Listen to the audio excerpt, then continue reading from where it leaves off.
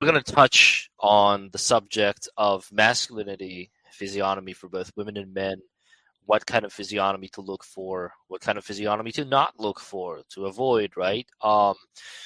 General attraction, general dating, general sort of like a sense of masculinity, and how to sort of like not acquire those, I guess, but to sort of like lean into it and lean into your strength. So possibly the best starting point here is a disclaimer, like we always do.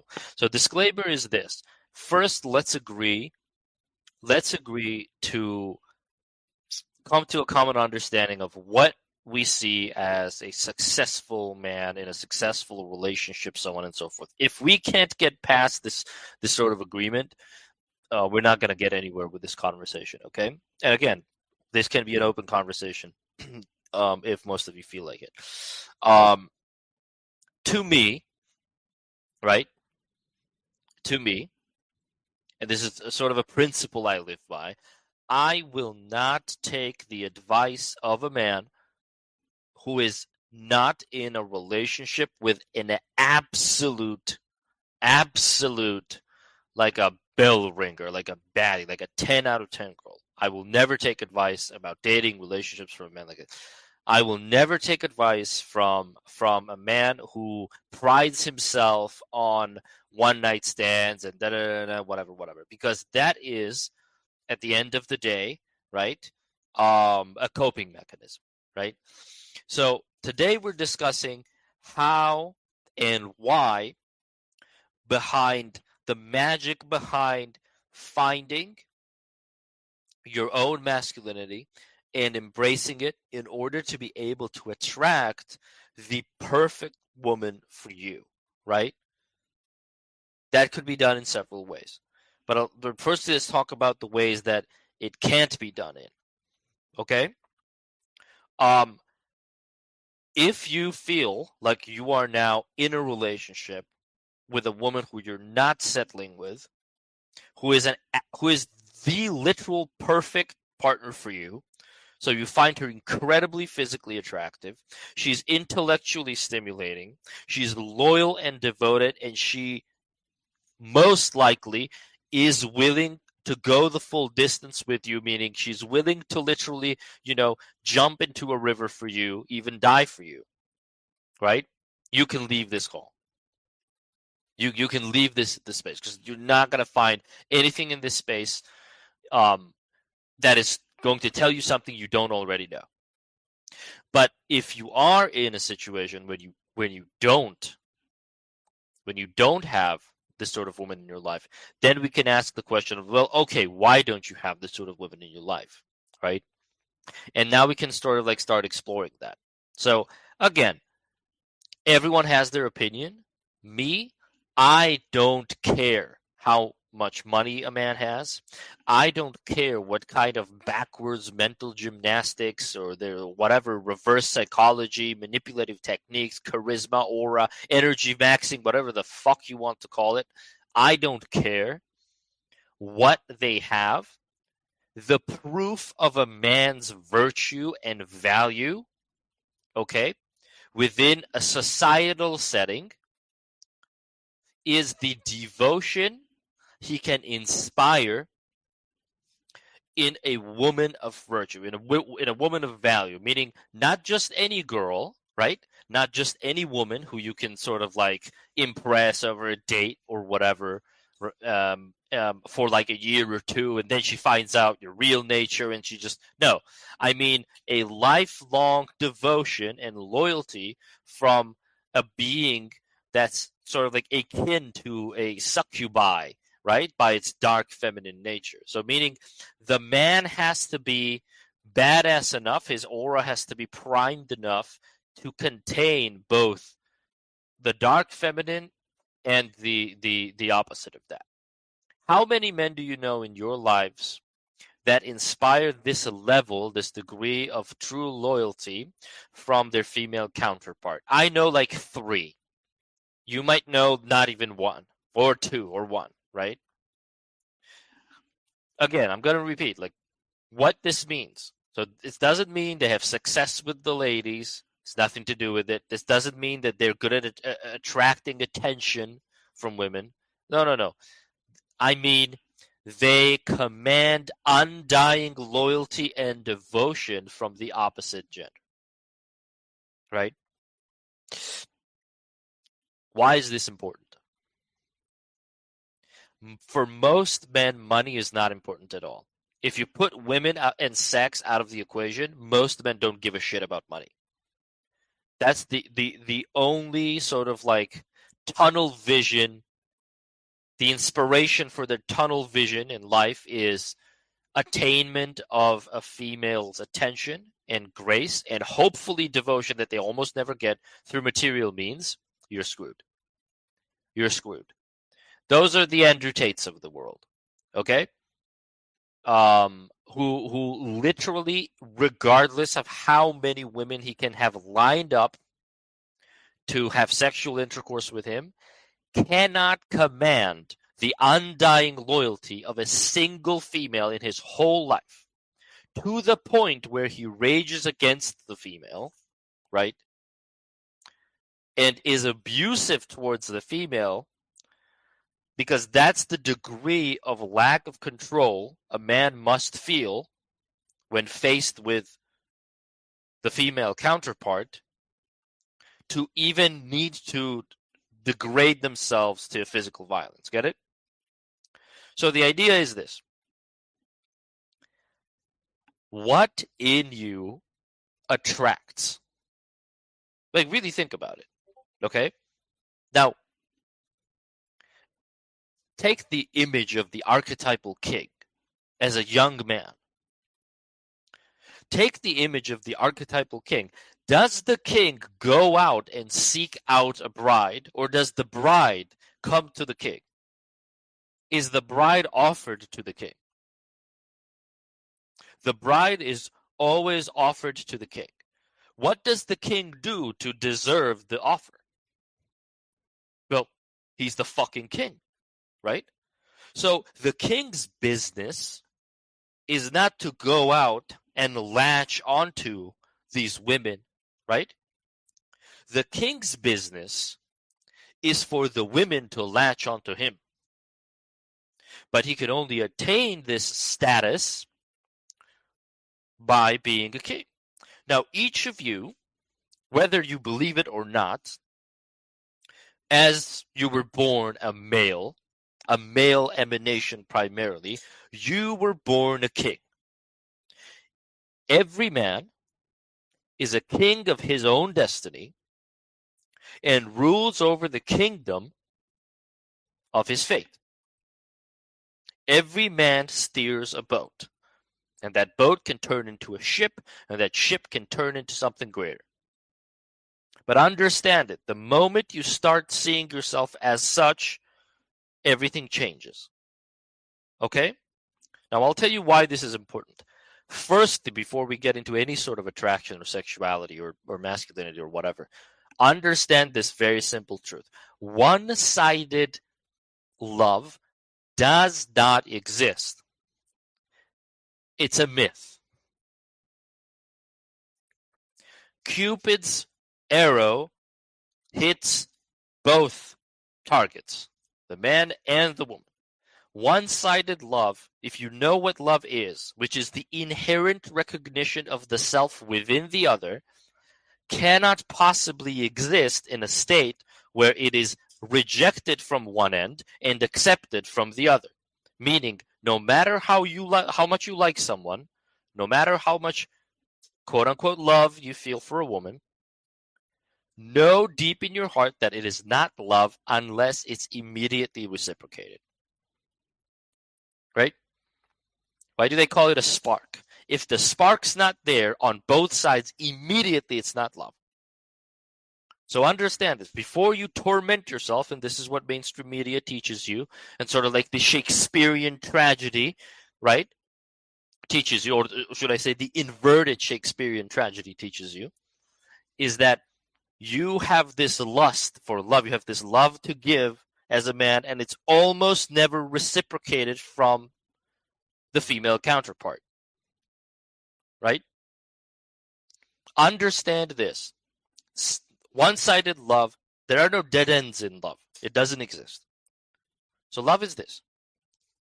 When a woman comes to you and offers you her devotion, right? That is the real option, right? So that is the fate-based, the kindred spirit-based option that you receive. And these could be it like small numbers. It could be like 3 or 4. It could just be 1. Meaning what you need to start looking at is not what you're after, right? Literally and figuratively both. You need to start looking at is what's after you. And if nothing is after you, you need to learn how to look better, right? And then you need to put yourself out there better. Meaning this. The highest quality women that you find, right, are going to prime and upgrade your aura. I call it igniting your aura, meaning, like, let's say I'm a confident man. When I walk down the street, I feel confident, right? If someone looks at me, they'll think I'm confident. When my woman is with me, when I walk down the street, right, that's beyond that confidence. Now there's something more. Now there's an energy of undeniability, right? Because they know that our energies intertwine and they mix very well, right? Almost every great sports person, sportsman, politician, whatever, their auras are primed. So understand this. Nobody gives a fuck about how many girls you've slept with over a one-night stand. That's baby stuff. It's baby shit, okay? You and your competence, or whatever you want to call it, in convincing young, stupid, impressionable women to have some sort of one-time woo-woo session with you doesn't mean crap. There are men out there who have wives, right? Whose wives don't even want to sleep with them anymore. Just stop lowering your standards to basic sexual primality and lust. Up your standards a bit. Meaning, when you look at another man, why are most young men, they're incredibly enamored with characters like Tate, for example. I'm not personally attacking him. He's just like a really good example for this, okay? And Tate is not a pussy, by the way. Tate is someone who he's a man in the arena. He'll step into the ring, he'll fight, so he has those masculine qualities to him. But he's very traumatized in a motherly trauma type of sense, right? He's very traumatized. And why are most young men enamored with his character? Because their standards are so incredibly low with women. Their standard is like, oh my God, if 10 women touch me, then oh my God, I'll feel so great. But that means nothing. It means nothing, right? One queen is better than 50 horse from a Vietnamese brothel. It's just the truth of the matter. Okay? So when we talk about value, we're not talking about the value of the person. We don't want to degrade their humanity, but we want to talk about value in an intellectual and spiritual and energetic sense. Right? And also remember this, for whatever conversation we have now after this, also remember this. We make exceptions for the people we love. We make exceptions for exceptional people. You don't make exceptions for the people you don't like. You don't make exceptions for the people who are not exceptional people in your mind. So when these people come out and they preach stuff to you, oh, she has to be like this and she has to be like that and blah, blah, blah, blah, blah.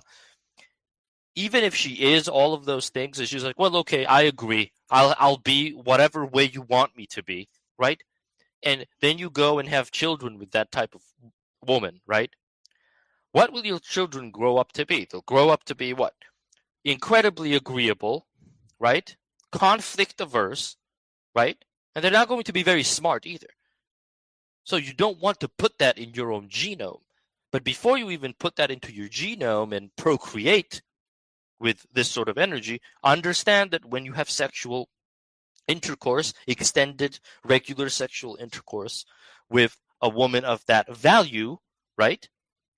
You also inherit those traits because her energy and your energy, they're becoming intertwined. And if you don't want to talk about energy, and if you want me to talk about in more like material, physical matters, your hormones intertwine. You exchange bodily fluids, right? So how to ignite your aura in a physical sense? Have regular sexual intercourse with the woman whose body will create hormones specifically for you, and your body will create hormones specifically for her, right? And during unprotected sexual intercourse, there will be a swap. So you're literally making each other more healthy. This is scientifically proven. You're literally making each other more healthy. You get more testosterone, more vitamins, thicker, denser bones, stress levels reduce, right? She's getting filled up, you're getting filled up. Now, this works to a very tiny effect. I'm going to tell you a funny thing now, you guys. This works to a very tiny effect for like a man, let's say, who has sex with 30 women in 30 days. Because what the male body needs, the female body needs a few times to have sex with it. I know this might sound funny, but it's true. For her body to gauge what the male body needs. So if the sex isn't regular, right, your hormones go all over the place, right? Because she's giving you the stuff that you don't really need, and you're giving her the stuff that she doesn't really need. So it goes into excess, right? From a religious standpoint, this is why excess isn't, well, preferable, right? So when a man has sex with like 30 women in 30 days, he's getting like bits and pieces of like what he needs, but his appetite is rarely ever satiated because he's getting more of the shit that he doesn't need as well. And his aura isn't primed at all, right? But a male's aura is primed, meaning that he is in his utmost point of physical, mental, and energetic health when he can maintain regular sexual intercourse with a woman whose body can assume the role of passive caretaker for his hormonal health, so on and so forth. This is the big secret, okay? This is the big hidden woo-woo behind the act of sexual intercourse, why religious dogma says don't have it with several people, because it opens you up to certain things. I'm not going to go too much into it, okay? But just have a general understanding of this too. So what you're looking for is you're looking for a female counterpart to your energy who you don't pursue. And someone who is willing through devotion and loyalty to you to want to see more of your energy in the world, meaning they want to see your energy grow. They want you healthy and well, meaning they're supporting you and they're engaging in sexual intercourse with you to empower you. Now, what happened in ancient tribal settings, right, was that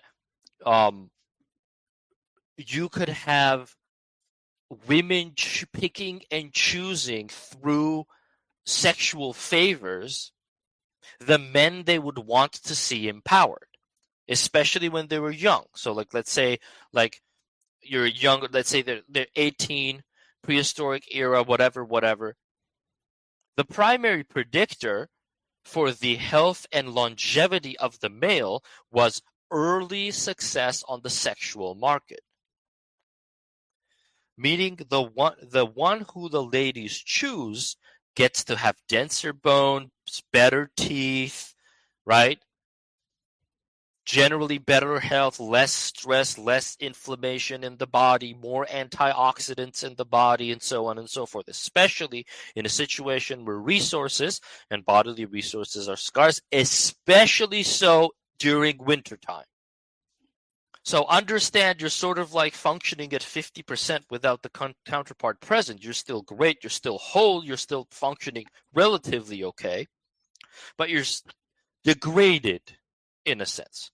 So this culture of mainstream degeneracy, whatever, we're being taught today, or the youth is being taught today, among that youth, some of you probably, and sort of like confessing to that and admitting that is okay. There's no shame surrounding this, okay? You just don't know. So how are you supposed to know? You can't just magically intuit all this stuff, right? But listen here. Sexual degeneracy is the primary weapon to weaken a population long term. Get it? No one wants you to have a primed, ignited aura because you're going out there on the street and literally quantum shifting reality. That's how potent and intense your quote unquote sex magic is. And no one wants that. No one wants you to be the main character of your own story. They want them to be the main characters of their own story. You understand? These are the people who already know this stuff. So you only get that sort of like reality bending, reality shifting sort of like energy where you just like you're a presence with your counterpart, with your woman, and you walk into a place and you're king and queen, you dominate the space in an energetic sense. So your reality is the dominant reality because everyone they just can't stop staring at you. They can't stop looking at you. They can't stop thinking about you, right? So because you exude, both of you together exude this energy of like, wow, like they must have such a great relationship, right? They're so kind to each other. They're so harmonious. I want to get to know them immediately. So there's great symbolism behind this, but there's also a very important element of that which is material and physical. That's true about this stuff as well. So let's talk about attraction now, because I get this a lot, right? And I admire this, right? Miko, feel free to speak, bro. Just unmute yourself, like whenever you want. If you got any questions, just do it, bro. I had a proposition that came to me when the space was beginning. I mean, we could actually do something practical if you would like. I could be like a test subject for you, and we could talk why I don't have a woman, if you'd like that. Perfect. Yes. Yes, let's do it. I think it's great. Tell us a bit about you, Miko. Tell us a bit about you, bro. Maybe I will talk specifically about the issues I see myself having with women. How about that? Just do it. Okay, so recently I discovered a big trauma that I don't know if it's trauma. It's something that comes from my childhood. That basically, as you said, my mom doesn't have sex with my father anymore because he's an alcoholic. He's a terrible man by many means. And touch, specifically in my home, was something that I was looking at, and it was always with disgust when my father was approaching my mom. It was always unwanted, and that's also how it manifested later in my life when I was approaching women. It was like I was causing troubles to them in a way, because that's the pattern I saw through my parents. So wow. I have problems with intimacy and with touch specifically, I think mostly from the childhood. And one more thing I think is hard, that I didn't have many girl friends when I was growing up, so I never learned to play with women. I'm learning it only now. And how old are you now, Miko? 22. You're 22. Okay, great. Great age to be in, to sort of like build yourself. Okay, firstly, thanks for sharing your experience with us. That takes a lot of balls. I admire that. Secondly, very great point. And I'll touch it like indirectly, like I always do, because it's easier, I feel, for most people to understand this. Okay. The art of the approach. The man doesn't approach ever. So I don't mean that as in like don't dare to do it, right? you can't dare to do it in a sense of practicing social dynamics. What I mean is, like, realistically how it happens, the man never actually approaches. I don't know where this approach culture came from. It never existed for me, and it never existed for anyone else until the last 10 years. Okay? Oh, how to approach women. You're a degenerate. Okay? Then I'll explain why. Showing of interest, okay, showing of interest is more than enough to get your answer. You don't have to approach anyone. The approach happens after the interest is reciprocated. If I walk into a room and I win the gaze of several women, right? That's all you need to do. You win that's what it's called. It's winning the gaze. If I win the gaze of several women, okay? I can then go and look back, right? I can go and look back at the one I choose. And as I've won the gaze, I can go and then approach. So you don't actually have to go through the whole humiliation, ritual, rejection thing that everyone's teaching you to go through. You don't have to go and ask out 100. What do they say? Like, oh, if you ask out 100 girls, one of them will agree. That is the biggest waste of time you can partake in as a man. Be a man, be a king, walk into the room, win the gaze, and then go for it. Again, if you don't win the gaze, I don't care if you think she's the hottest balloon in the room. She's not yours. Just understand that. If there's not immediate love connection, you're not looking to spray your man juices over someone's flesh. Get it? Like in some sort of strange mutual masturbation session. You're looking for ignition of prime aura and energy.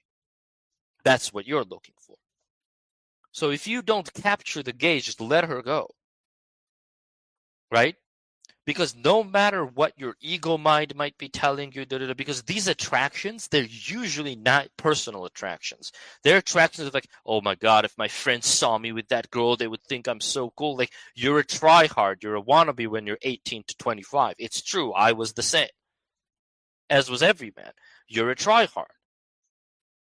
So what Miko spoke about now, there's a very interesting point where for him specifically, it might be more visceral and it might be more out there as an example, but most of the times you will find that when you why do we always say, oh, you just have to be funny? Because if you're not funny and you do an approach, you're basically wasting her time. So you're just, by the fact of approaching her, you're already not the top dog.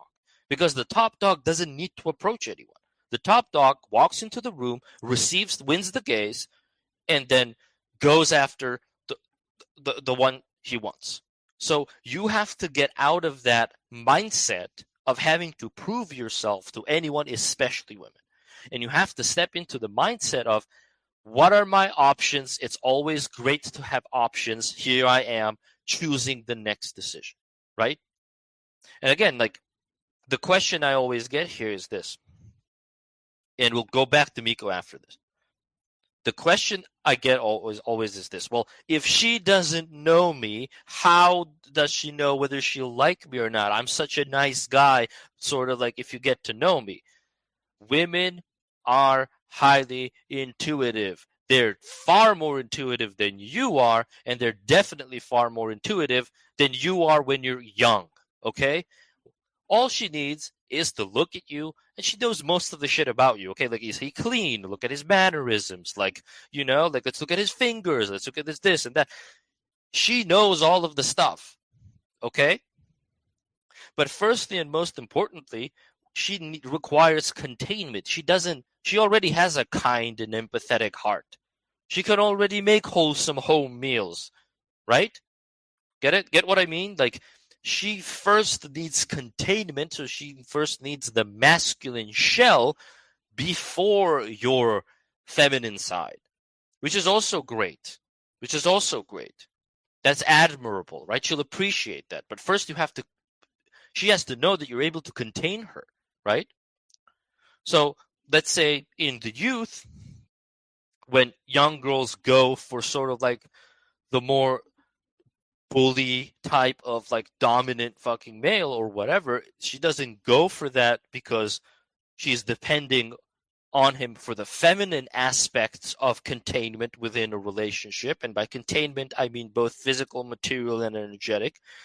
She's depending on solely the physical material containment. So she thinks like, wow, okay, like this guy's causing some noise and some trouble. So like, okay, I'm 18 years old. I have no clue what a great man looks like, but at least this guy's moving, right? Look at everyone else. They're just sitting in there, like can't even look me in the eyes. At least this person's moving. They're doing something, right? They're going somewhere. It's an adventure. So going back to Miko's point, and there's more depth to this, of course, to his experience. But the primary takeaway here is, Miko, brother, you don't actually have to approach anyone. You only have to win the gaze, and then you can approach comfortably, knowing that she's in. Yes, I get it. And that's also how I approach this thing, that I'm basically just trying to get experience, because whenever I'm speaking to a beautiful woman that I never met, my heart just beats so fast that it's hard to talk, you know? Yeah, it's hormones going crazy. And this is every man's experience. And I empathize with all the young men today who have this sort of anxiety, because you don't get prepped for this. Like really, especially in the West, right? You don't get prepped for like, okay, like when you're raised by your mom, you respect your mom most likely, and you really love her, right? And what's your mom always going to tell you? Your mom's going to tell you, but you have to be like very nice and very cautious and very, da, da, da, da. But possibly like she'll also tell you like, well, okay, mom, how did you meet my father? And she'll tell you this crazy story or something like that, on how they met and what he did that was totally out of the blue. Get it? So there's a disconnect here. You don't want to be a douchebag or asshole. Why? Because you don't have to be. Like a lot of young men behave like assholes because they think that's what makes them attractive. But what makes you attractive is the idea that you are a dependable, reliable partner who casts no judgment on her past. Okay? Okay? If some of those red pill dudes heard me saying this, they'd go ballistic. But this is the most important thing, okay? If all you're going to do or be doing, let's say I'm a woman, if all you're going to be doing is judging me for my life choices, I don't want to be anywhere near you. Like I'm not even attracted to you anymore. Bye-bye. Right? But if you can tell me, this is the difference, okay? If you can tell me that these and these and these are my preferences, here are my standards, da da da da da, right? And I think you having done this and this and this and this is rather distasteful, but I can still interface with you on a human level, right? Right? So you can still have that sort of like high standard, but you don't have to come off as like this judgmental jerk. Because what the jerk stuff does is it makes her want to prove you right. Right? And what the non-jerk stuff does is it makes her want to prove you wrong. And you should want that. Again, remember what we said. It's the woman that shows you undying devotion and loyalty, who is an exceptionally loyal and devoted woman to you, that you can feel free to make exceptions for, right? We all have our preferences, right? So let's say your preference is like, well, she has to be like 18 or 19 or whatever, and she has to be a virgin, and her mom needs to be a good person, and her dad needs to have a lot of money. Get it? Like, you make every exception. Even when women say like, "Oh, I'll never date a guy who's not X tall or, like has X amount of money or whatever," she will make every exception for you. If you can provide containment, non-judgment, every exception is open for you. Is like the question here is this as well. Okay. What kind of women have sex on a first date, right? Well, all kinds of women have sex on a first date, right? She could be the purest and the most innocent woman and have sex with you on the first date because she made an exception for you. It's not like she's going to do that for everyone else, right? It doesn't take much IQ to understand this. And I'll tell you another one, right? She doesn't even have to like you to have sex with you, right? She has to like the adventure. So if you're just talking about, well, one night stands and talking to beautiful women, that's also a myth. Women don't just necessarily exclusively fuck the guys they really like. Who told you that story? That's bullshit, right? She doesn't have to like you. She has to like the story, right? She has to like the narrative. But again, that's like such a weakened state you put yourself in anyway when you're looking at it from the perspective of like, oh my God, like heightened responsibility and anxiety because I'm talking to like this very attractive woman in my heart. Why? Because you have the secret cheat code. You know that if she's immediately not enamored by your presence wholly and completely, she can't let you go, it's not what you're really looking for. And then it's just an adventure. And then if you can treat that like an adventure, hey, I'm this cool adventure. Yeah, sure, you can have your one night stand with the attractive girl, and most likely you will because you will stop worrying, right?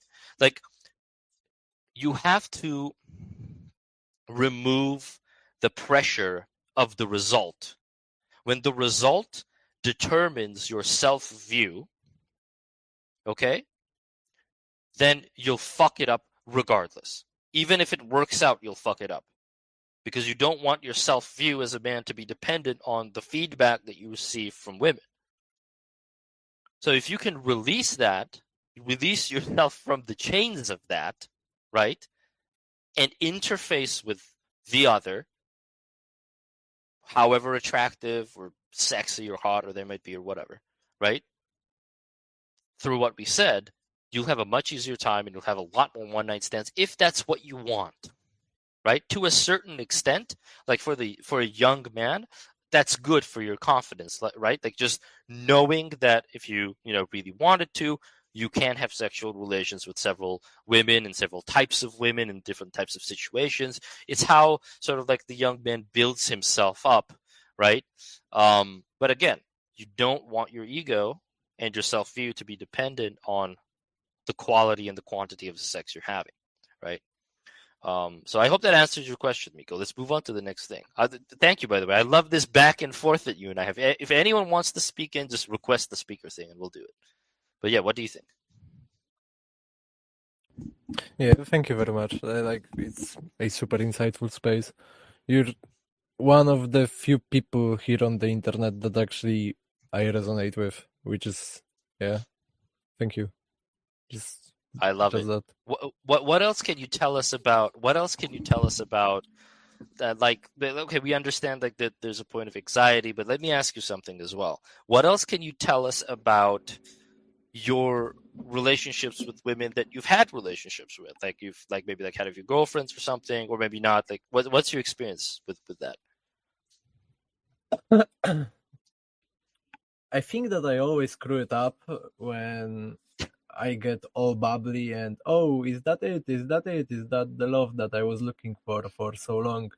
And then comes like my wild imagination that comes to me when I'm the most unconscious. So when I wake up with like hormones going on, etc., I will touch myself, and it's just like I think it breaks something because even if I don't watch porn, I don't masturbate necessarily. It's just that I still it kind of changes how I treat them later. When I have this night, like let's say I had a wet dream and now I'm like all tired, I wake up, I do that stuff that I spoke about, and then I like have an encounter with this female again, and I just don't treat her as a human. I treat her as a sex object. Mm. I So what changes like specific? Like you talk to her different, like you meet her less. What changes? expectations. I have way more expectations for what Mm. it can be. I'm not there to just have fun, but I get too much into my head of what could it be. And what could it be? Like if you had to describe it. Sorry, I'm munching by the way. What could it be? I Like in your mind, like where does it go?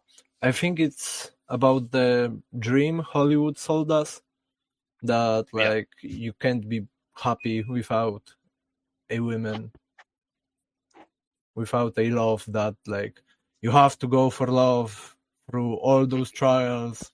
It has to be painful. You have to be Mm. rejected 5 times before you get I her, love and this. then you get that. And I think that I love this. this type of stuff, that I just basically have completely wrong view of what love is and how I will meet my wife. This is perfect, Nico. Thank you, brother, that you mentioned this because a big element of how most young men and most young women as well simulate relationships today is programmed through mainstream media, mostly Hollywood, right? And what does mainstream media tell you? Again, it's the inversion of the Shakespearean tragedy when the external world doesn't want two lovers to be united.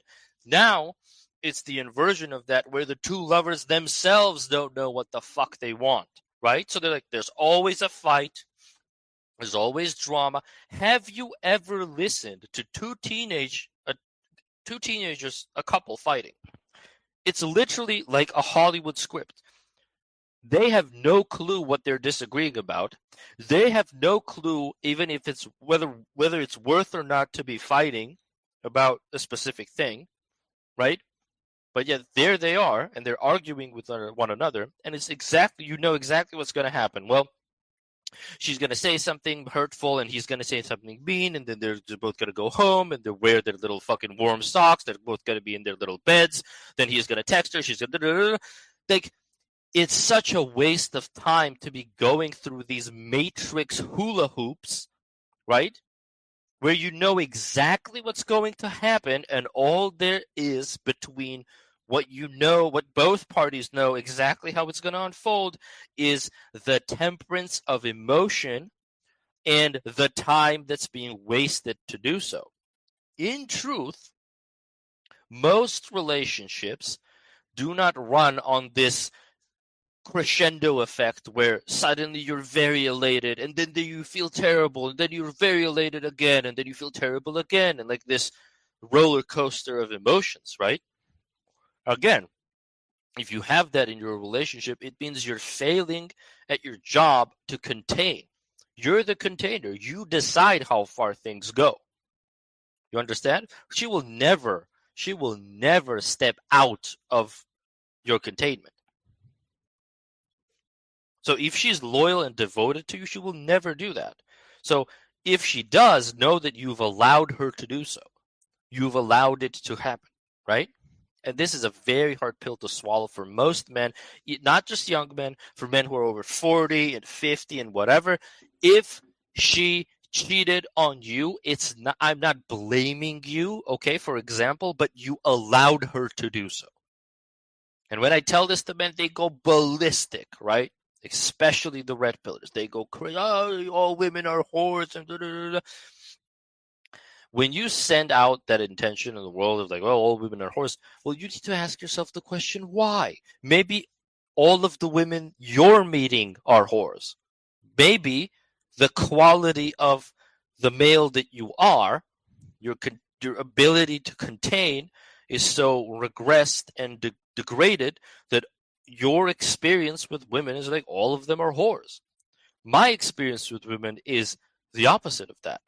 I find most of the women I talk to, especially on the internet, most of them, not all of them, most of them, they're very kind, they're very gentle, they're very well spoken, they're a good loyal friend, they'll never trash you behind your back, they'll never stab you in the back with a knife, right? Men do that for the most part. Like, having that understanding of quality and the metric of quality is very important. You attract the options that you're ready for spiritually and energetically. So as a man, when you sit on your throne, right, you win the gaze of the women that are ready for you and you're ready for them, right? So when we talk about the decay of masculinity in the Western world, again, a lot of men from the West, but they have big egos, right?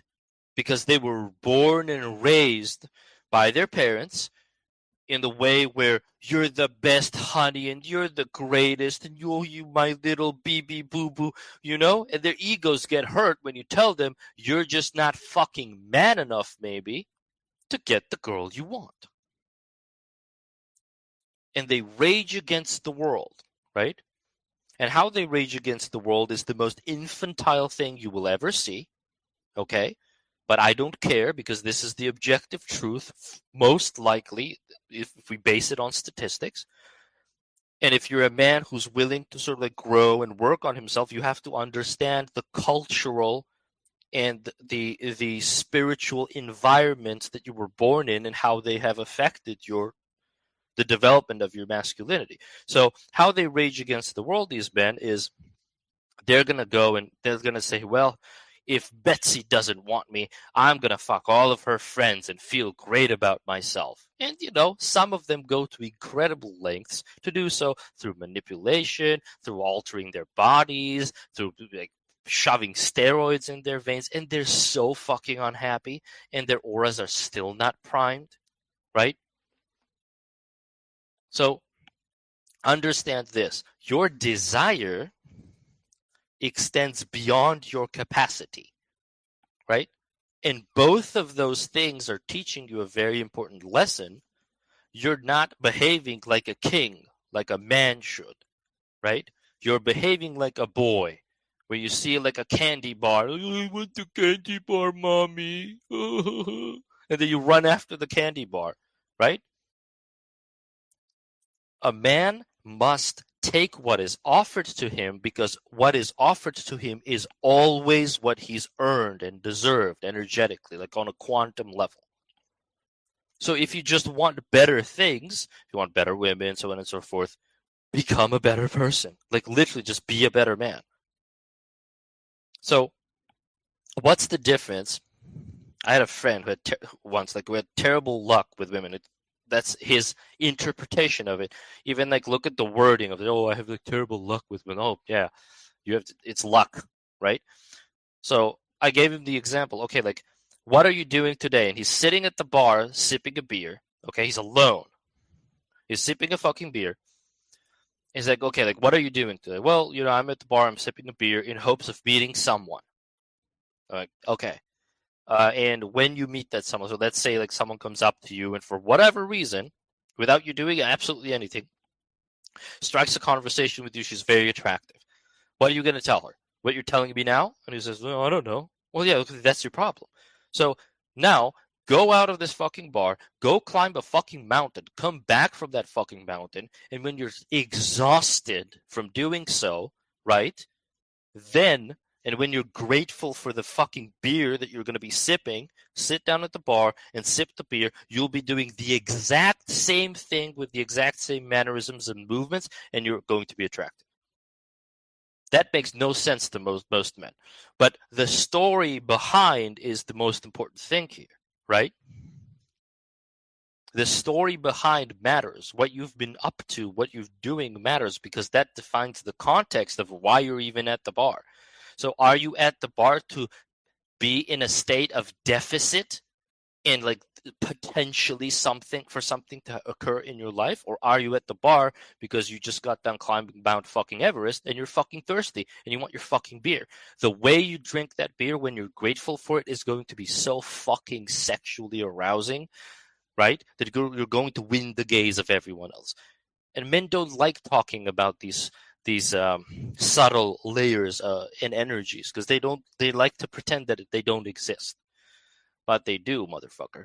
Um, and you know, when you realize that, like the quicker you realize it, the better you'll get at attracting women, right? So you have to be first married to your purpose, whatever that purpose is. Okay, the purpose could be some sort of passion that you have or hobby that you're doing, so on and so forth. And the pursuit of that purpose, right? Because there are women who also share that purpose and they want to go where you're trying to go. But because you are a male, you have a penetrative energy type. By default, all men have this, right? The phallic symbol represents this energy. The number one, it represents this energy. The arrow, right? The penetrative force that can change the nature of reality itself through sheer power and force and brutality, right? When you have that energy, you're able to penetrate further into this goal and this passion. So as you're going there, all of these women, they see, oh my God, like look at this guy, like look at Miko, he's going all the way. I want to get on his horse, right? So that's how they come to you.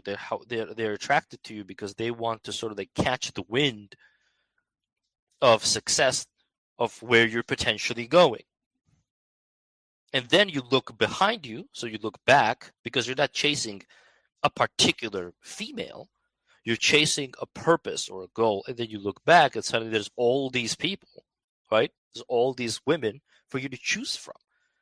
Now, compare how that makes you feel as a man, especially as a young man, of where you have like you can choose from sort of like a set of women from going after someone who's beyond your competence, right? Really think about that. Okay, I proved you again, Miko. Like, give us your thing. Yes, but they might not be true, as like Sure. most of the things we know are not true because we're fed so much shit from Hollywood, even YouTube right now, right, with all the dates. What does it mean to be a great man? What do you think? First, tell us. In your opinion, what does it mean? I think that a good man has a kind heart, first of all. That he's Okay. good, not necessarily nice, but he's good. So he strives to make the world around him better. He also has a purpose and he knows where he's heading. He takes care of himself and he's a force to be reckoned with. I think that courage is one of the virtues of a strong man, of a king.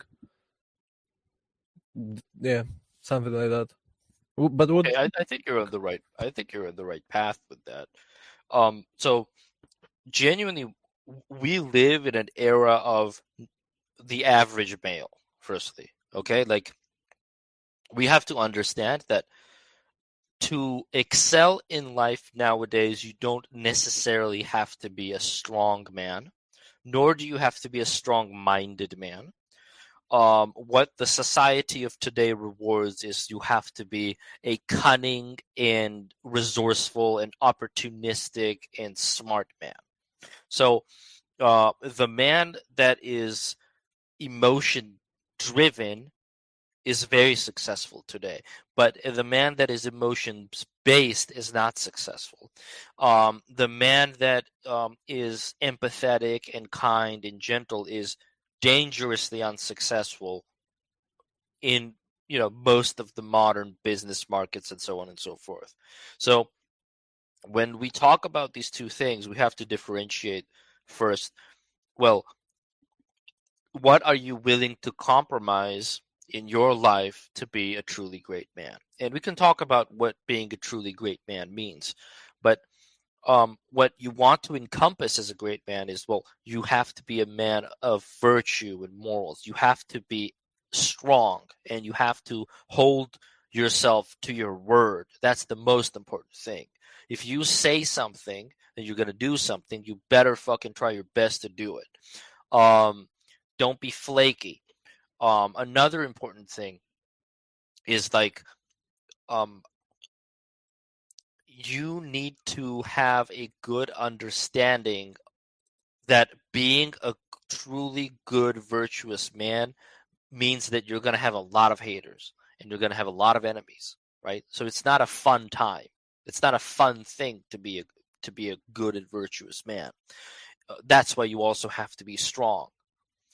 A good and virtuous man is someone who is a natural protector. So people need to feel protected around you and they need to feel like they're facilitated for, meaning you can't just be strong and smart for the sake of you being strong and smart. You have to be strong and smart for the sake where it, if someone hangs out with you, let's say preferably like a woman or maybe like even a child, they need to feel protected in your presence. So a child will feel this very instinctively, naturally as well. So the child will feel like, is the adult, is the protector in the room paying attention to me? Is he looking at me? So if you study the child's behavior, the child will look at you from the periphery of their eyes. So you think you're paying attention to the child, but the child is also paying attention to you. So the child needs to know, am I protected? Am I safe? So it'll look back to the biggest, strongest masculine figure in the room, most likely, like, well, are you staring at what I'm doing? If the child is attempting to ride the bicycle for the first time, they'll look back at their dad, like, Mad, Dad, like, are mad. you watching me? Right? Like, so the understanding of that is like, you can't be an energy vampire either. So you have to be a protective presence. You can't just make it about you. Oh, everyone, look how great I am. Look how attractive I am. Blah, blah, blah. No one cares. No one gives a shit. No one's going to give you their devotion and love if you can't provide, again, containment in the physical protective sense, right? And I'm not saying you have to become like this big, roided up freak show. I'm saying that your very presence needs to bring in a calmness in the room. So when you go into the room, you don't want to intimidate people. You just want to go in there and be like, "Wow, I'm just glad this guy is here because I feel like more protected." You know, like if a robber is robbing a bank, right?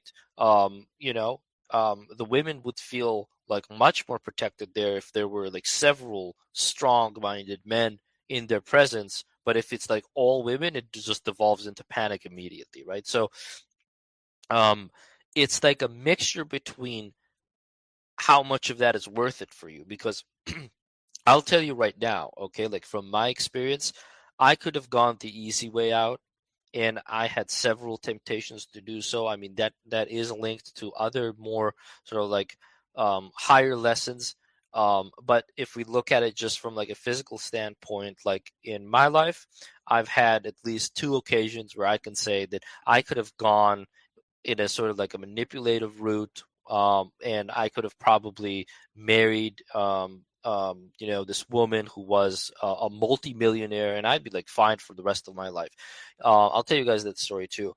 Um, ever since that happened, ever since I learned that lesson, like I've never looked at money the same way either, right? So when I was young, I got the opportunity of a lifetime, and I would say, right, some woman like fell in love with me. She's a multi-millionaire. I have no clue what's going on. Like I haven't done anything to do so, and I'm like, well, okay, I guess this is some sort of test. I didn't feel any particular way about her, so that tells me. And back then, I didn't know this concept that I'm teaching you guys now.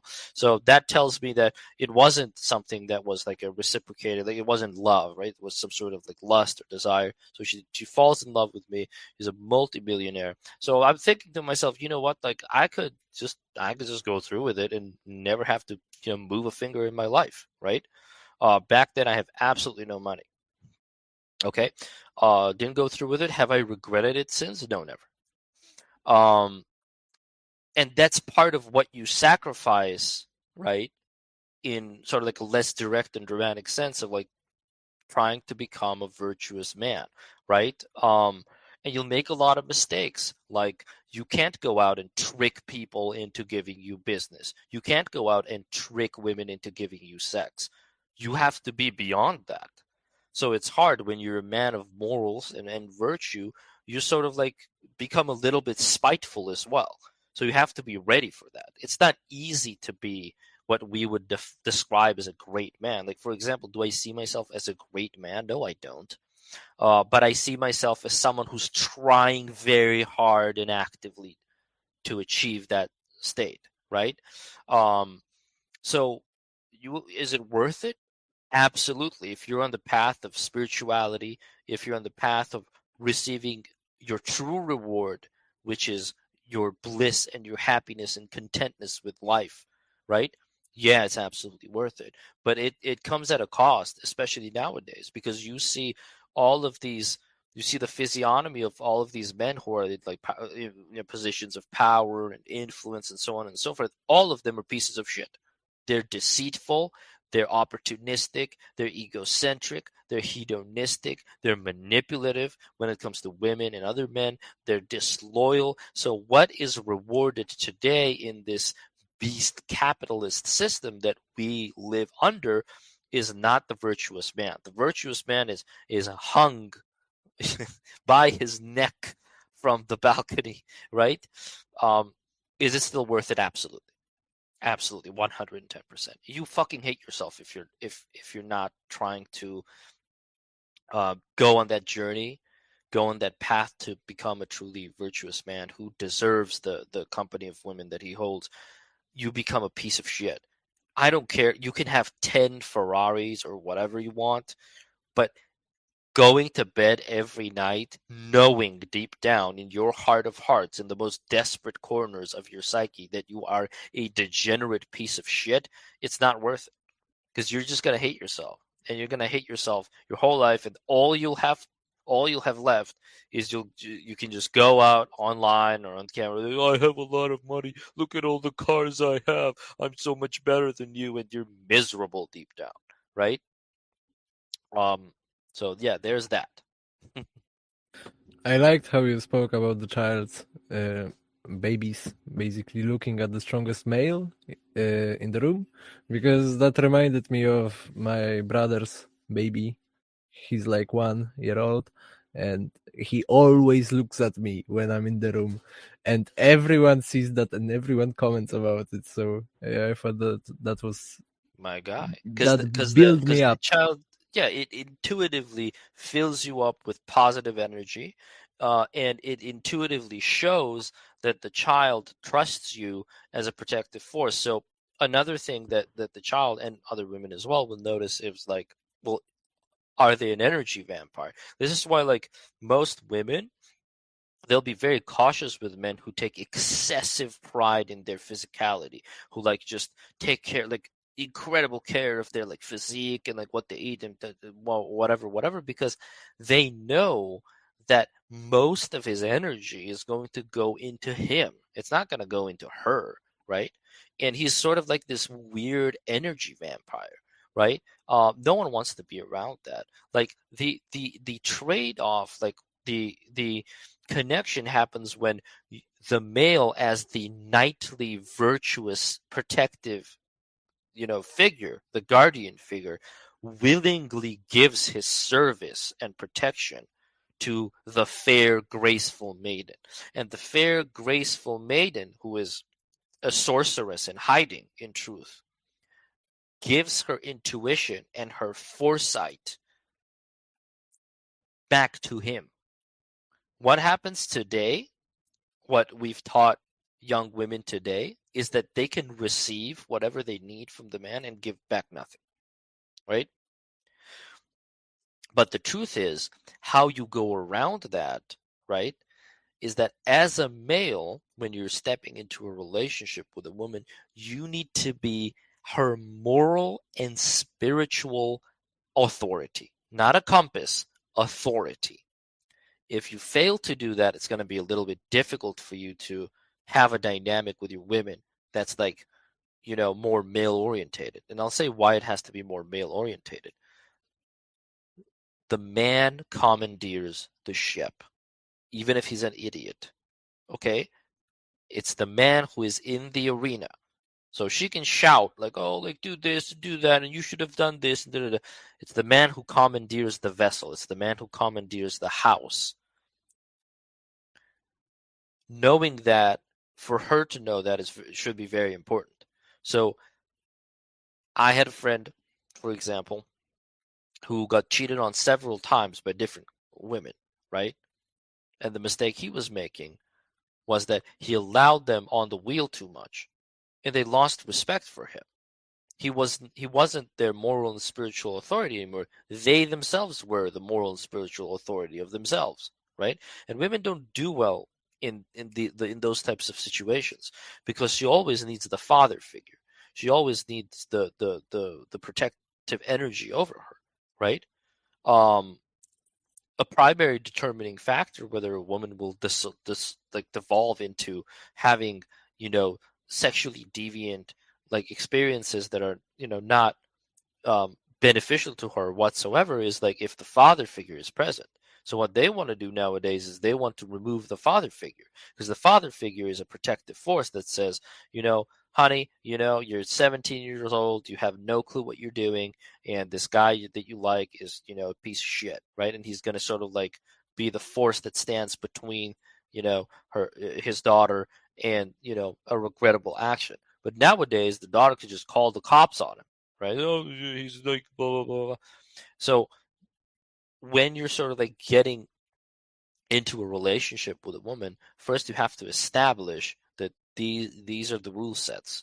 You know, I'm going somewhere. I'm on this ship that I've built, and you can hop on, and you can help maintain it, and you know, sparkle it up. Um, and I will, you know, go out of my way to treat you well, but you know, as long as I'm on the wheel, that's the most important thing. Um, and she will feel that, and she will be appreciative and grateful for that too. Because she doesn't really need you as much as before. Get it? Like she just needs you for the emotional containment. If she needs someone arrested, like a bandit or whatever, she can just call the cops. If she needs like a pipe fixed in the house, you can just call the repair guy. You know, if she needs something heavy delivered, you can just call the moving service, right? So you have to understand that the primary currency of exchange you have as a man when it comes to women, who are largely dopamine addicts nowadays, is your potential as a young man, and then also you have your capacity to emotionally contain her, right? So she feels safeguarded and protected, but she also feels, um, you know, locked up in that tower. Get it? Meaning that, like, I will not allow you to do degenerate things. And if you choose to do degenerate things, then you can no longer be in my presence. That's the rule set. That's the careful, cautious dance that you need to do, right? If someone requested, um, Project Nephilim, welcome, bro. Tell us your story. Yeah, you should be on now, brother. Oh, hello. Yes, I wanted to ask more about the vampiric side of things because, well, we can all agree that we strive to be the best.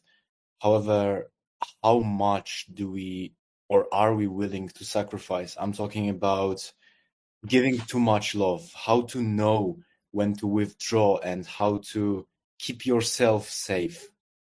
Because we tend to talk about like giving this love, but how to protect yourself and how to, have this emotional checks if you yourself are giving way too much.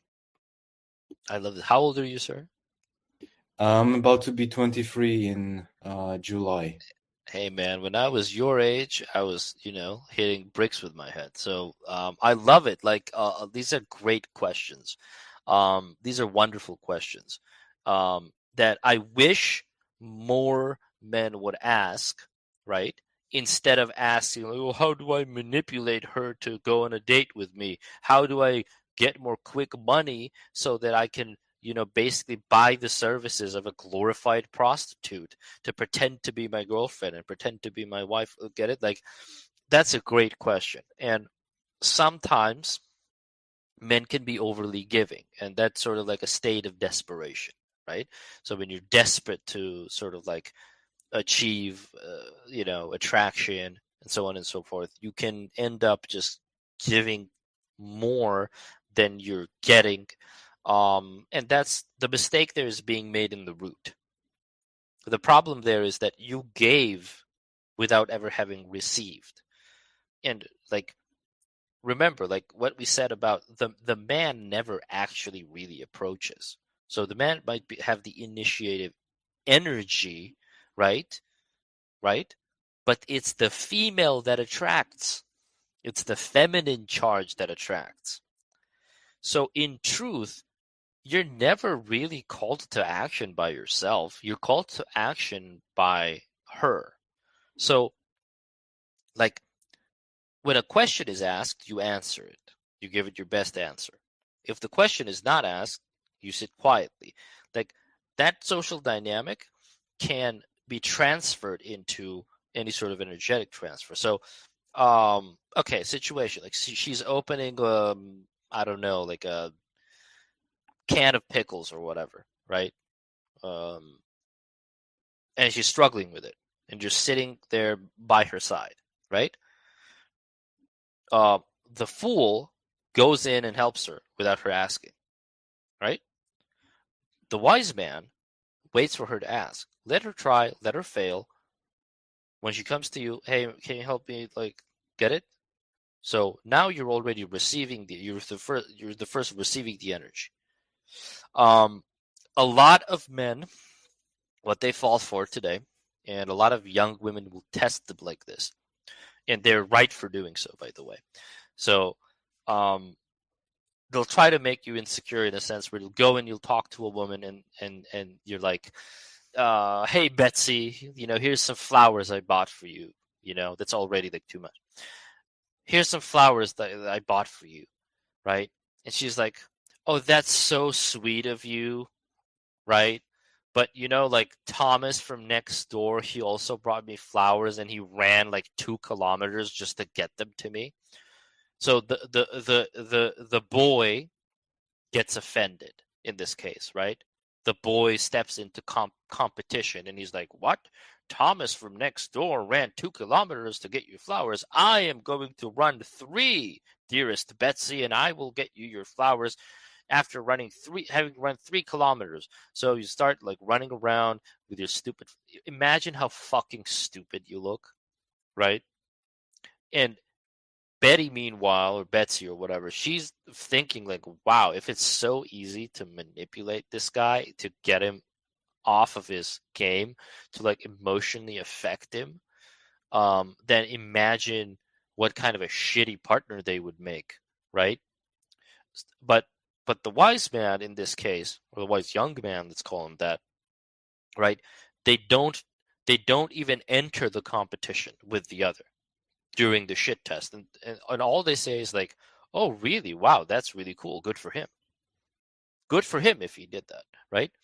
So you have to understand that over like initiating, like excessive over initiation is never a masculine trait, right?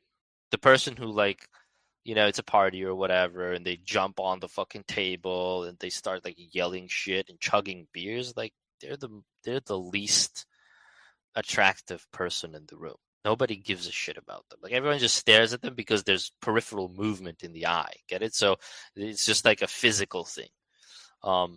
You have to understand that you don't ever have to act on your own.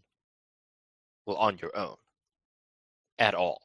And you won't fall into the trap of just having given so much that now you feel like she has to give back, and she's not even attracted to you at that point to give you anything back. Yes, and supposedly, actually, I won't bullshit you because I have this sort of problem. So I guess we all learn from me now.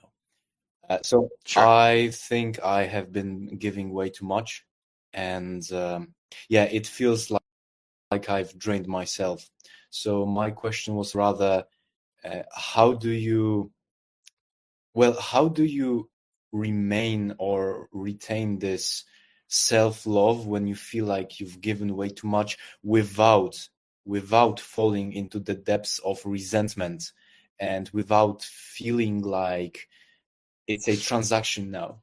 This is what I'm beginning to fear, the resentment, not necessarily the giving, because it's a lesson, but the resentment. How do you protect yourself in this very moment where you feel like you do not have what it takes? Is this an ongoing thing, or is this something that happened in the past? Yeah, it's an ongoing thing. Well, first, you remove yourself from the situation and you change the rules, right? You change the rule set, and you can change the rule set because you're the containing factor. So let's say if you've given too much, and yet you find yourself that you keep giving too much, right? Now you caused yourself a problem, and you caused the other person a problem too because you've normalized it for them. So for them, it's not even like like when you hold the door 110 times, right? It becomes sort of like a necessity. It's not a favor anymore, right?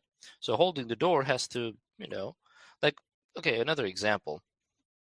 Um, let's say you're in school or whatever, right?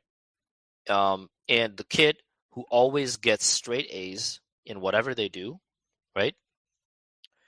It's like a normalcy. It's normal for everyone. Is like, of course, they're just gonna get the highest score and everything, whatever. That kid is busting their balls to get that high level result. They're busting their balls, but the crappy kid who always gets like D's, and when the crappy kid gets a B, it's a celebration. Get it? So it's a contrast thing. And this is largely what we would say a quote unquote NPC thing. Like this is how NPCs react because NPCs react a lot to contrast. So what you're telling me has me feeling that you're intimately involved with someone who's not particularly aware yet, right? Like someone who does not have like a high degree of awareness. Because, well, if they did, they would notice your quote unquote sacrifice. But if they don't, again, you have to serve as the containing person, as the containing force, and you have to serve as the moral and spiritual authority for that person. So, what I'm basically telling you is that you have to teach them of how to be grateful for the things that you provide for them, right? You have to teach them. There's no other way. And only then will they develop over time gratitude, for what you've taught them. And then over time, they'll also develop the respect for you, right? As sort of like the leading force and the containing force of the relationship. Yeah, I have a question. So Sure. I think Ten Commandments are fantastic, but I don't know if I understand one in particular well. So, for example, when you have "you shall not kill your brother" or like just anyone, it's not about killing because you can kill in self-preservation. It's about murder, that you shall never murder. But what about the fact that you should never sleep with someone else, women? Uh, In the spiritual realm, let's say, what determines whether she is your wife or your partner? Because let's say if that's like a great sin to fuck someone else's women, but what if their relationship was dysfunctional and you are the force that she meets that will tear up her old life in exchange for Great probably question. something better that might happen when she finally breaks up, when she sees like that, oh, I can get something better.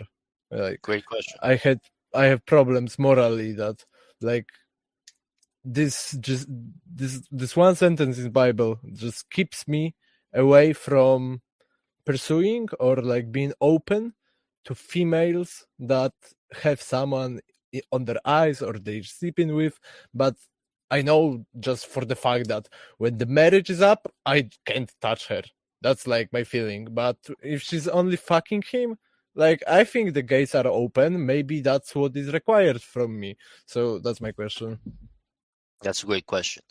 So, most young men, including myself, will most probably have um, a large portion of their early sexual encounters with women who are coming off of dysfunctional relationships, so be it marriage or boyfriend or girlfriend or whatever, right? Now that's someone who's they've already made that choice, right? So I've, a lot of guys feel like I'm just gonna scold them really hard for stuff like this, but I've done it more times than I'd like to admit, and I'm sure everyone has. Um, the lesson behind that is this, okay? There is no such thing as another man's woman. There's no such thing. No man owns a woman if the woman herself does not decide that she is owned by the man. So the very fact that she's willing to sleep with you or even entertain you or amuse time with you or fuck with you or whatever, anything outside of genuine, pure, innocent friendship, she has decided that she is no longer owned by anyone.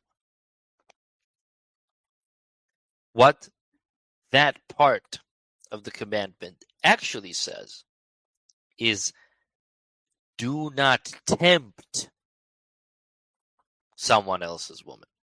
Now that's a lot more different. Now, if you go out of their way, and I'm sure everyone has had this experience, when you get a really good girl around you, she's like a high value woman, you'll get these satellites, these idiots who don't know the damage they're causing to themselves and others, who will pretend to be their friend, right? Like, oh, we're just friends, and he's such a nice guy, and I could talk to him, and da-da-da. Shut it off immediately. There's no such thing as a male friend. No such thing as a male friend. Her male friend is your male enemy. Because the moment your relationship with this wonderful woman enters turbulence, if there's any sort of turmoil, really remember what I'm saying here, because you're going to experience this one way or another, especially when you find the girl, when you find your girl. They're going to be like a fucking hyena. You know what hyenas do, right? They'll trail a wounded animal to the point until it's unable to resist, right? For days, even weeks. This is what these men do. Like highly desperate men, they can only get it on with women who are coming off of dysfunctional relationships or some sort of drama or some sort of infighting, and they're waiting for the moment. And when that moment happens, he's going to give her the talk. And the talk is, oh my God, you deserve like so much more. He's so controlling, right? He's so like this and this, blah, blah, blah. And then he'll make the move. When your woman is at her lowest and at most vulnerable. Now, most women will fall for this, okay? Because the moment you have some sort of falling out with your woman, she no longer feels safe and secure and protected. So her way of lashing out is like, okay, I'm gonna like find something, and they are incredibly remorseful usually when something like this happens. And most men don't take them back. And in my opinion, you shouldn't take her back if there was any sort of like physical betrayal. If there's any sort of physical betrayal, that's it. Done. Never, never, ever. Even beyond the exception making, right? Because it's going to tank and kill your ego as a man and you'll be useless for the rest of your life. If there is no physical element to the betrayal, you can consider making that great exception for her. It's going to make her loyal to you for life. But the understanding here is this: do not tempt neither man or woman who you see and you know are in a loving connection, a loving relationship, right? If she agrees to be tempted, right? If she agrees to be tempted, that's her decision. But responsibility is on you as well as the force doing the tempting. That's why. That's a big, big, big, big, big, big weight on your back. Most likely you will have to repay that because when you find your relationship, it's not super direct like that, but when you find your relationship, other men are going to come out and they're going to start tempting your lady, right? and you'll have to go through like a painful moment where, you know, if you really, really love her, you'll have to forgive her some sort of trespass, right? Not a physical one, not a material one, but never a physical one, but because that's at the cost of your manhood and your confidence. But you will have to eventually, you'll find yourself trying, like, having to forgive her some sort of trespass because you love her and you'll make the exception for her, right? And that shouldn't make you feel like a lesser man, but most likely men who have fucked up like that, myself included, men who have made that mistake of being like a tempter, you know, you know, the universe will get it back from you 100%. It's gonna fuck you up. It's gonna fuck your ego. It's gonna make you humble. We're not perfect, none of us are, and you still might like indirectly, tempt someone by whatever. It's like, just don't make it into an intention. Don't make it into a game plan like some men do, because those are the lowest, most miserable, idiotic men you will find. But it's an interesting topic, you know. And especially like when, like, if the woman decides it's done and she makes herself available to you, you can just feel zero responsibility. You can just feel like, whatever. If you've already signed off on sort of like having this sexual encounter, then there's nothing I can do. It's actually like sort of I would even argue that it's sort of wrong when the male starts talking there in a sense of like, oh, you shouldn't be doing this, blah blah blah blah. Why are you making the choice for her? She has made her choice. She is her own human being, right? So there's also that. Like generally, you don't even want to date, right? Because most of these functional elements that come out during date, you don't want to date. Like, in my mind, the most desired men and the most successful men, they never date, right? Because what is dating? It's just like proving to someone over, a costly, like through the cost of time and energy and money, that you're a worthy partner or choice, right? When you can be proving that to each other through a single gaze over a dimly lit room somewhere in a nice bar or restaurant. That's all it takes. So the very fact that, like, how do I explain this to you guys? I'll tell it like this. If she's not completely enamored by you and absolutely into you, by all means, in the very first hour of your meeting, right? It's not even worth it. It's not even worth pursuing the woman, right? Um, you don't need 3 weeks of dating. You don't need 4 years of dating to understand if someone is the right person. Because if you feel like you do need that, or she feels like she needs that, you're just dealing with someone who is incredibly indecisive, and someone who's very confused, and someone who doesn't even know what they want, right? So that's an important element there as well. So I always say, like, there's no such thing as a date beyond the first date. Any next date doesn't exist. Only the first date is real, right? You meet someone, you feel their energy, they feel your energy. If they're not completely enamored by you from the very first date, just move on to the next one. Don't waste your time. A lot of guys, a lot of men waste their time proving shit to women that they know deep down are not, how to say, like, quote unquote theirs. Get it? Like, go see if you get it. Great. I don't want you. If you're not like completely all over me on the very first hour of our meeting, I am not interested. Deal with your own stuff, because what those types of relationships devolve to, and if it's a dysfunctional woman, with like high neuroticism and high anxiety, what those things devolve to is, she's going to start giving you all of these hoops to jump through, right? And she's going to say, well, but I have like anxiety, and I have like OCD, and I have ADHD, and I have trauma. I don't care. Trauma doesn't care when love is in the picture, right? I don't care if you have terrible trauma from your childhood. If I was worth it as a man to you, you would have jumped on me regardless, right? So, are some women worth pursuing if they're struggling with their past trauma? Yes. So there's a big difference between her telling you, her like almost like cock blocking you and telling you, like I have like all these traumas and you'll have to facilitate all of these things for me to even entertain the idea of, having something with you. No, get away. If she's genuinely, authentically trying to get closer to you, but she's struggling with her trauma, yeah, then, be a man, provide the containment. Be the containing force. Allow her to flourish. When you allow her to flourish within your energy, like let's say you're a homemaker, you make a home, you put her in that house.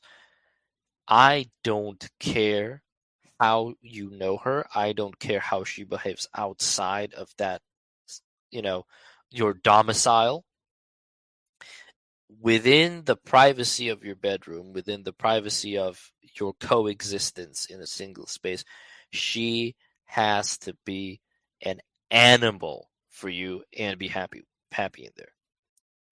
You can't leave a single insecurity or some sort of sexual taboo or whatever, anything with your woman. Whatever you leave unexplored will remain there unexplored. And if the external world offers that to her, she will want to take it. So it's your job to unfold her psyche. She can't unfold her psyche on her own because she doesn't feel secure to do so. So this is why we talk about non-judgment. Well, first you have to establish the report that she is not in a state where she's brutally judged, because that's what the world gives her. So other men judge her and other women judge her even more. So you need to provide containment for you're not judged here. You can unfold, you can blossom into whatever you want to blossom into here within my protective container, right? Super important. And the gifts that she'll give you outside of the physical stuff that we talked about, well, she'll give you like less inflammation, more health, more testosterone, denser bones, better teeth, everything, right? Hormonal balance. She will give you her intuition and her foresight, and always listen to that. Like I know like men who are with great women who are absolutely wonderful women, and they're not using, they're like underestimating their power, and they're undervaluing their power. They're not even using the power of her intuition and foresight, which is probably elevated due to their regular intercourse, right? So they're not even using her quote unquote feminine superpowers that they could be using. Don't make that mistake, right? And we could talk about like physiognomy, and we could talk about that portion of it, but even in this sense, I think it's like extra. What you should be aware of is like when you choose the woman you choose, right?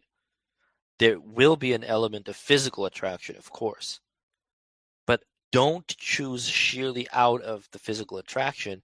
Choose by the degree of devotion and loyalty she shows you. And your girl, the girl who truly wants to be under your wing, she will go to great lengths to prove that. And don't settle with like just the bare minimum. Don't have low standards. This is the greatest challenge for young men. Like, if you have an experience with a girl who, like, I don't know, like she bought you ice cream, and to you that means the world. Oh my god, it means, like how sometimes you get those memes when guys go, oh my god, she told me a compliment, it means the world to me. No. Okay? Your mom can tell you better compliments. She's a lady too. Get it? Like, understand this. She really has to go through mud and muck. She really has to prove it. Just because she's a girl and you feel sort of like sorry for her, don't let her off the fucking hook. She really has to prove it. And when she does, like, trust me, even if you're unattracted to her, right? But you accept her into your, like, under your wing, when she goes through the mud and muck for you, right? And she's like exhausted for you and troubled for you and anxious for you, right? And lusting for you, and she's standing in front of you, like she's standing before you like that, with that degree of vulnerability. Shit, man, you learn to love that girl. You learn to love that girl, right? You need to allow her to prove it though, right? Because you have other options, and that's how it should always be. What's the importance of heart when it comes to living your life and having this impeccable aura that attracts everything, that is able to bend reality? Is this the story from the Egypt about your heart being lighter than the feather when you die? Is that part of what this game is about? Of having that pure heart, that good, loving, compassionate heart that is ignited with passion and just inspires everyone where it goes. Is that like part of what we're doing here all? So, I would say it's a substrata of that. The symbolism behind the heart being as light as the feather, is part of the higher work.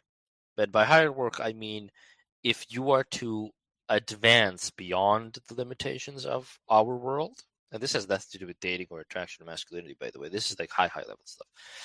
But if you are to advance beyond it to the next stage, then why do we call it a heavy heart, right? You have to be so in tune and so in harmony and so in balance with all of your past lives, with not a single sliver of regret remaining, right? Because emotion is a denser thing; it weighs down the heart, right? Then only then you will be able to pass. Only then will you be able to pass. Your heart will not be devoured by the heart devouring monster, right? As the Egyptians have it in their mythos. And that's not necessarily a scary thing. You just have to understand that to go beyond this realm, that you will have to make peace with, most of your vices, most of your past, most of everything. But until you can achieve that state, until you can get to that point, you're going to keep repeating your lesson over and over and over and over and over again.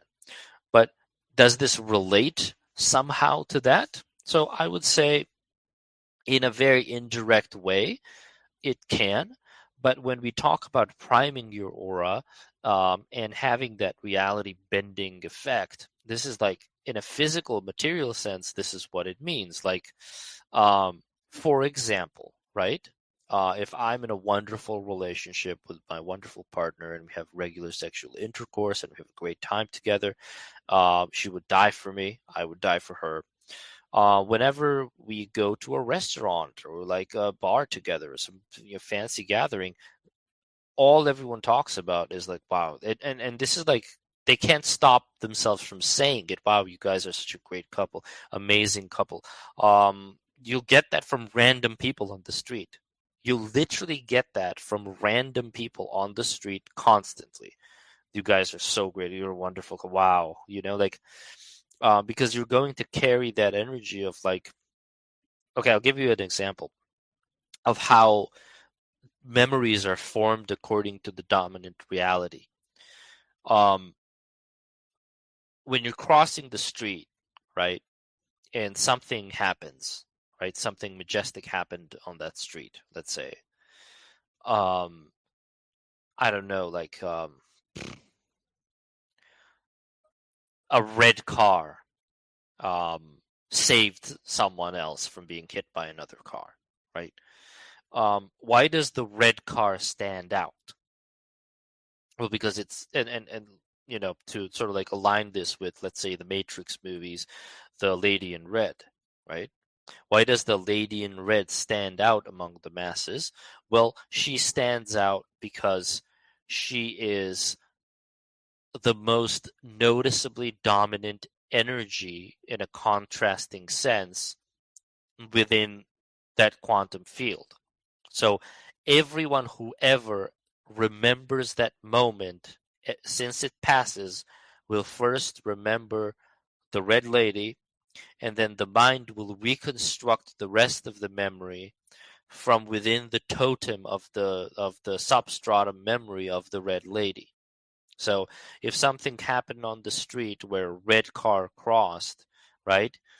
What's what does your mind latch onto? It latches onto the red car and then reconstructs the memory according to the red car of like where it was, where it came from, how, like, which degree was its nose aimed at, right? Like who was sitting in it, so on and so forth. So how memories are formed, quite literally, and how reality is formed is is through and within the context of the most dominant, of the most hierarchically dominant energy that's present in that moment. So deep down, regardless of your belief system or whatever you want to believe, your brain, your higher mind, and your lower mind both understand at any given moment who and what is the most intriguing, impactful element of any situation you get, any room you enter. So when you enter the room, if there's this perfect couple who look perfect together, your whole brain will create the memory, will retain the memory of that space with their imprinted energy, right?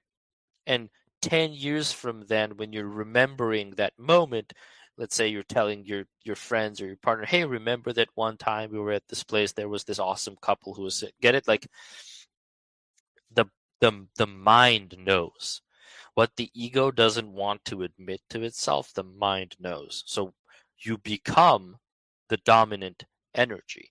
You become the driving force of the situation. And the moment you and your partner, let's say your auras are primed, the moment you leave that room, the attitude changes.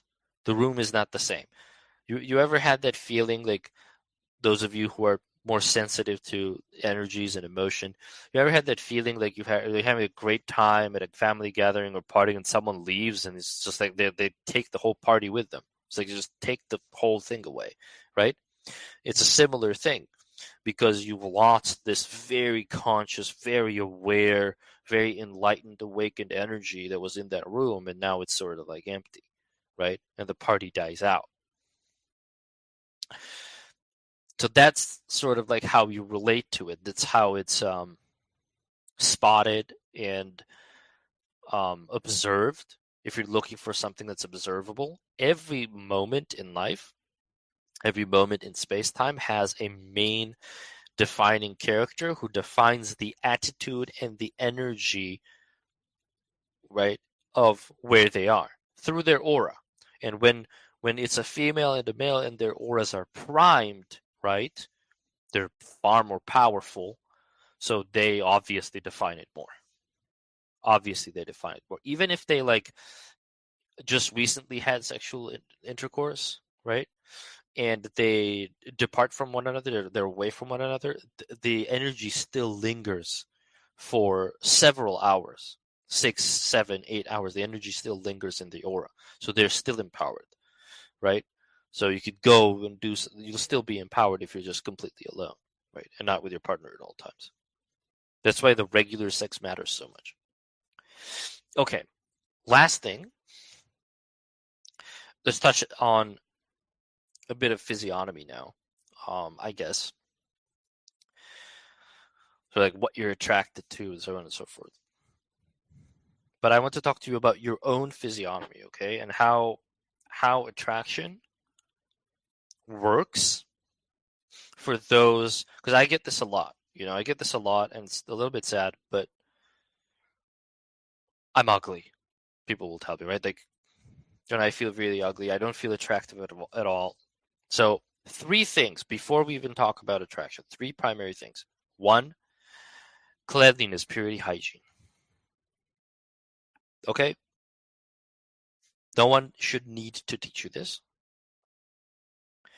Cleanliness, purity, hygiene. This is a given. I don't care how fucking ugly you are.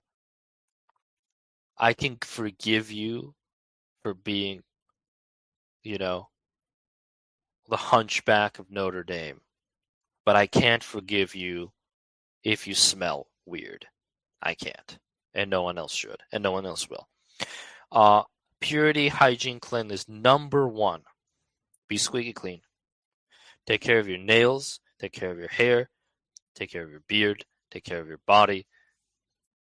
Take care of everything. As a man, it's very important to exude purity and cleanliness. The man who exudes hygiene and purity and cleanliness,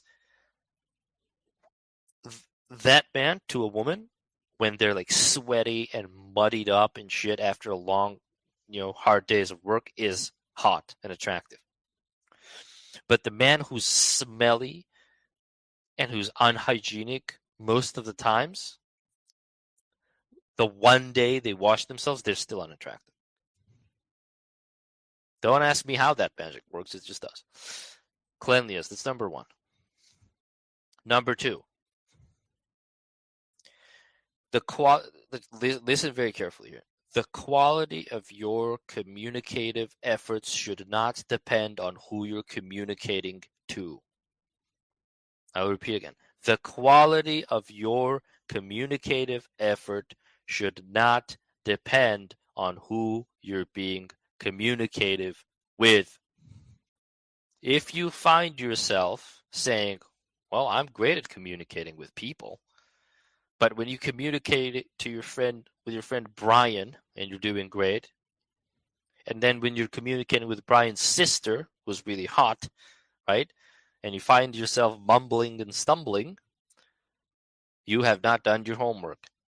Your communication should not depend on an external source. Doesn't matter who you're talking to. If you struggle to communicate with a specific person in a specific way like you usually normally do, it's because you're being a fake ass. No one likes a fake ass, especially the women. Remember, they're highly intuitive. Just communicate like you normally do. Language is the most attractive thing before attraction. How someone communicates, their tone, their vibrations, the cadence of their voice. Number 1 is hygiene. Number 2 is language. No actually high value woman will ever entertain someone who speaks and talks like a degenerate. And if they do, they are not a high quality woman, they're a prostitute. That's how you can tell, literally. That's literally how you can tell a prostitute. Right? Is she hot? Is she with someone who talks like a degenerate? Prostitute. Go next. Number 2, those 2 things. Number 3, especially for young men, and this is before we even get to the point of attraction, okay? Environment matters. When a woman likes you, she won't immediately tell you that she likes you. This is a self-defense mechanism that she has. She will have an internal bias. So, for example, if my friend tells a girl that I'm a nice, funny, hot, attractive, successful guy, she will have that pre-existing bias. Understand that there's no reason women are not looking to dislike you. They're actually looking for things in you to like you for. This is all women, period. No woman is out there looking for things to not like about you. So if there is a pre-existing bias, which there is just in the most basic primal sense, she's a woman, you're a man, she has a pussy, you have a cock. Okay? Just the primal setting of that is enough for her to be attracted to you. Firstly, okay? This is before you even say a word, before you fuck anything up. Okay? So the setting itself is in your favor. And any positive pre-existing bias she might have in you, she's going to look for external proofs of that, right? So she's going to look for your own behavior, your mannerisms, what you do. She's going to look for your friends and your environment for proof of her existing judgments. If you can't get a great girl and you genuinely feel like you're a decent man, look at your fucking friends.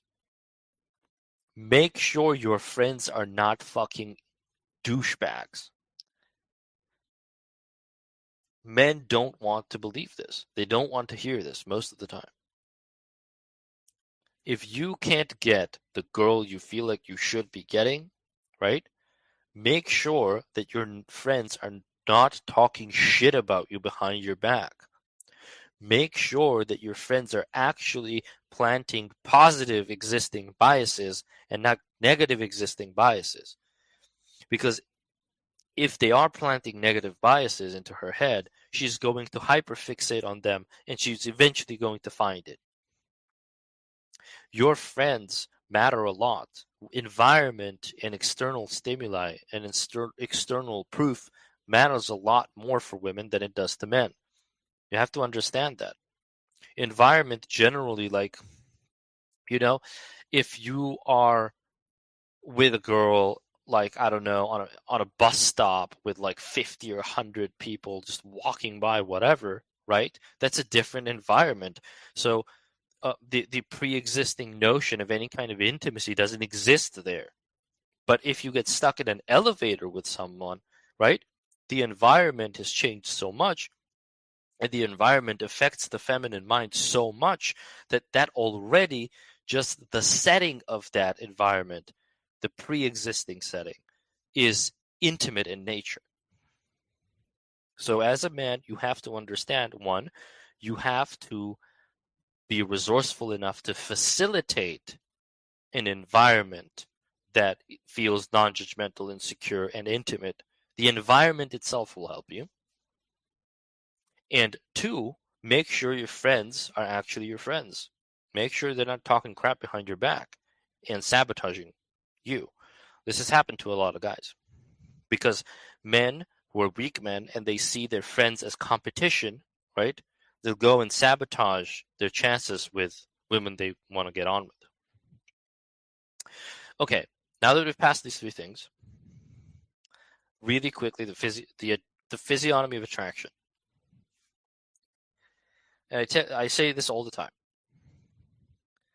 If you have an intimidating face, so let's say if someone tells you, you scare me sometimes, you have such a serious face, you have such an intimidating face, what do you do? What kind of people do you attract? You attract people who are intimidated by you, and then they sort of are standoffish, and then you think, why are you standoffish? It's because they're intimidated by you. So if you notice in your life that your physiognomy causes people to feel a certain way, that's what we call sort of the starting point, the point of neutrality. And your point of neutrality isn't always neutral. So let's say if I have an intimidating face, right? Am I going to lean into that and act more standoffish and more intimidating? Of course not. That's going to kill your attractiveness, right? If young men understood this today, this very simple principle, you'd have a lot better time with women, right? If I have a very, how to say, an emotional face, someone who's very emotionally vulnerable and out there. Some men do. Some men have this very sort of emotion-based face, an expressive face. Should I lean into that and behave more emotionally? Of course not. It's going to tank your attractiveness. If I have an intimidating face, I have to, by behavior, has to be the opposite of that. My behavior has to be, I'm going to be so kind and so gentle. So bring your physiognomy into balance. That's what you need to be looking for. I need to be kind, gentle, and empathetic. Right? That's going to increase your attraction by an incredible margin. Okay? If you have literally, objectively, an asymmetrical, ugly face, have beautiful thoughts, share beautiful thoughts, beautiful ideas, beautiful, beautiful, beauty, beauty, beauty, beauty, beauty, beauty. Encompass it, represent it, embrace the idea of, if you have an unhygienic face, right? If you have a face that like just naturally just like doesn't look appetizing or appealing, right? Focus extra hard on cleanliness, purity, so on and so forth. Focus on that. Hyper focus on that. If you have a non-expressive face, some people have this. If you have like a face that's super neutral, you're going to be received as someone who's boring. Focus on excitement, spontaneity, right? If you have a fearful face, right? If you have like an anxious face, be stoic. If you have a fearful face, in your actions, in your behavior, be bold and brave. I could keep going, right? Just understand that whatever you have on your physiognomy, and this you'll know by what people usually tell you. Like when you look at my face, like, what kind of guy do you think I am? Like, what kind of person do you think I am? And they'll tell you, right? For example, me, people have told me in the past a lot that I have an intimidating face, that when they looked at me, they somehow thought I didn't have like good intentions. Like they somehow thought that I was like either rude or mean or just too strict, right? I have a strict face, right? And when I was young, I always wondered, like, hey, like, why are people like mean mugging me all the time? Well, if you have an intimidating face, of course people are going to be intimidated by you, and they're going to mean mug you, and then you're going to think, hey, I'm not actually doing anything wrong. Why are you mean mugging me? And you're going to become more mean, right? And the cycle continues on and on, right? When I was young, I had a fight every other day almost, right, with someone, because I just couldn't understand like the energy behind it. But the moment I changed that, the moment I shift that, now in communication, I always smile. I'm always, even sometimes overly gentle and kind and nice, right?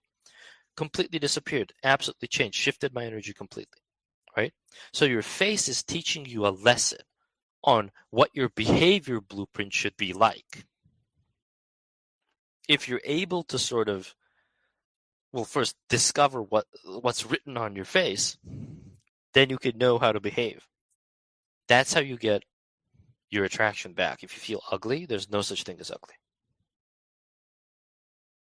It doesn't exist. Ugly, it doesn't exist. Again, a lot of men hate hearing this because they have to take responsibility for, well, everything that's going wrong and right for them in their lives, but it's true. There's no such thing as ugly. There is only misalignment or harmoniousness with your imprint. So look at your face, ask other people, ask other females, hey, when you look at my face, then what kind of person do you think I am? And do the opposite of that. Just encompass the opposite of that in your day-to-day life. And it's going to help you a lot. Okay, this space has gone for long enough, but I hope everyone found it insightful. I wanted to do a big space on this topic because I got asked like 170 billion times, even though this is not usually the topics we cover.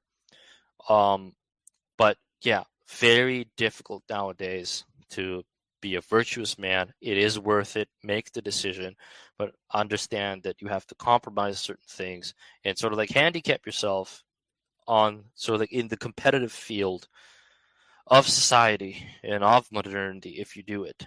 But the prize, and the value of it is being true to yourself, being a true, strong, kind, empathetic man, a gentle but yet strong, presence. And the greatest value and the greatest price is something that most men who say otherwise, most men who prioritize money and cars and blah blah blah, all that bullshit, who glorify their sexually deviant lifestyles or whatever, they will never have the value and quality of partner who will prime their oil like you will. You don't need any money for this. They will never have that. So it's absolutely, I'm telling you right now, it's 110% worth it, you guys. Like, serve to attract that woman into your life, and you'll have a better sex life than any dude who like fucks 100 chicks or whatever they want to say, or however they want to word it. One each, like a new one every day, because the amount of depth and sexual unfolding that you're gonna have with your particular woman, it can't even come close. So yeah, the context of your whole history plays into it. When you don't have that context of that history with a woman, it doesn't work. So all right, much love to everyone. Thanks for listening in. Amazing questions today. Yeah, have a great day, everyone. Bye bye.